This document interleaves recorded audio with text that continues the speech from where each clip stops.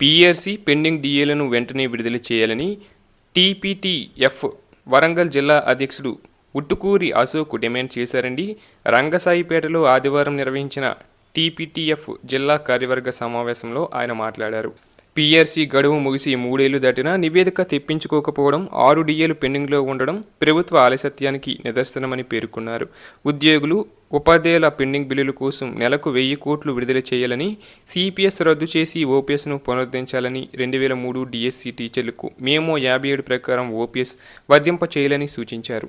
పాఠశాలల్లో ఉపాధ్యాయ ఖాళీలను భర్తీ చేయాలని, జీవో 25ను సవరించాలని, 10,000 పిఎస్హెచ్ఎం పోస్టులను ప్రమోషన్ల ద్వారా భర్తీ చేయాలని, సెషన్స్ విధుల్లో పాల్గొన్న సిబ్బందికి రెమ్యునరేషన్ చెల్లించాలని, టేట్ పరీక్షను ఆన్లైన్లో నిర్వహించాలని కోరారు. సమావేశంలో జిల్లా ప్రధాన కార్యదర్శి ఈదుల వీరస్వామి, మాజీ రాష్ట్ర కార్యదర్శి కాడారి భాగేశ్వర్ తదితరులు పాల్గొన్నారు.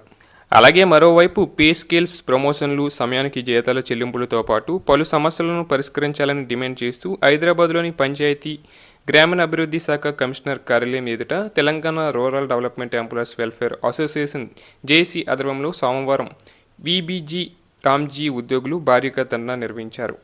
రాష్ట్ర వ్యాప్తంగా వివిధ జిల్లాల నుంచి తరలివచ్చిన వందలాది మంది ఎఫ్టీఈ ఉద్యోగులు, ఫీల్డ్ అసిస్టెంట్లు, సాంకేతిక సిబ్బంది కమిషనర్ కార్యాలయాన్ని ముట్టడించారు.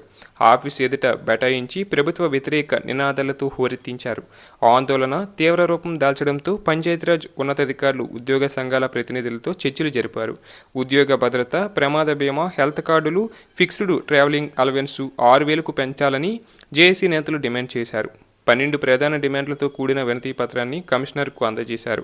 అధికారులు ప్రభుత్వం దృష్టికి తీసుకెళ్లి సమస్యల పరిష్కారానికి కృషి చేస్తామని హామీ ఇచ్చారు. వెంటనే పరిష్కరించకపోతే ధర్నాలు చేపడతామని జేఏసీ నేతలు హెచ్చరించారు.